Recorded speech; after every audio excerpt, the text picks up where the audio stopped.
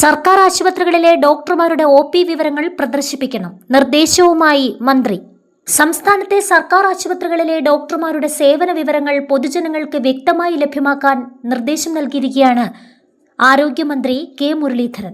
ആരോഗ്യ സേവനങ്ങൾ കൂടുതൽ സുതാര്യവും രോഗി സൗഹൃദമാക്കുന്നതിന്റെ ഭാഗമായി എല്ലാ സർക്കാർ ആരോഗ്യ സ്ഥാപനങ്ങളിലും ഡോക്ടർമാരുടെ പേരും ഒ.പി. ദിവസവും സമയവും കൃത്യമായി പ്രദർശിപ്പിക്കണമെന്ന് മുരളീധരൻ നിർദ്ദേശിച്ചു.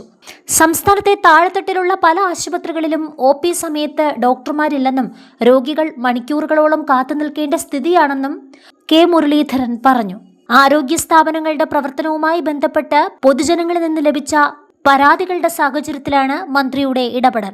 പ്രാഥമികാരോഗ്യ കേന്ദ്രങ്ങൾ മുതൽ താലൂക്ക് ഹെഡ്ക്വാർട്ടേഴ്സ് ആശുപത്രികൾ വരെയുള്ള എല്ലാ സർക്കാർ ആരോഗ്യ സ്ഥാപനങ്ങളിലും ഇത് അടിയന്തരമായി നടപ്പാക്കാനുള്ള നടപടി സ്വീകരിക്കാൻ മന്ത്രി കെ മുരളീധരൻ ആരോഗ്യവകുപ്പ് പ്രിൻസിപ്പൽ സെക്രട്ടറിക്ക് നിർദ്ദേശം നൽകി.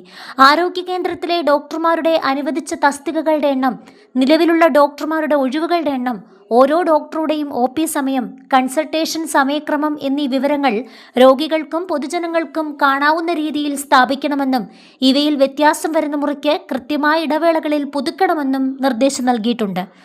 ആരോഗ്യ സേവനങ്ങൾ ലഭ്യമാക്കുന്നതിൽ സുതാര്യതയും ഉത്തരവാദിത്വവും വർദ്ധിപ്പിക്കുക, ഡോക്ടർമാരുടെ സേവനത്തെക്കുറിച്ച് ജനങ്ങൾക്ക് വ്യക്തമായ ധാരണ നൽകുക എന്നിവയാണ് നടപടിയുടെ ലക്ഷ്യം. കൂടാതെ പരാതി പരിഹാര സംവിധാനത്തിന്റെ ഭാഗമായി ബന്ധപ്പെട്ട ഡെപ്യൂട്ടി ജില്ലാ മെഡിക്കൽ ഓഫീസറെ ബന്ധപ്പെടാനുള്ള വിവരങ്ങളും ആശുപത്രികളിൽ വ്യക്തമായി പ്രദർശിപ്പിക്കണം. ഡോക്ടർമാരുടെ കുറവ്, കൃത്യസമയത്ത് ഡോക്ടർമാർ എത്തുന്നില്ല തുടങ്ങിയ കാര്യങ്ങൾ കൃത്യമായി മനസ്സിലാക്കി പൊതുജനങ്ങൾക്ക് പരാതികൾ ബന്ധപ്പെട്ട അധികാരികളെ അറിയിക്കാൻ ഇതിലൂടെ സാധിക്കും.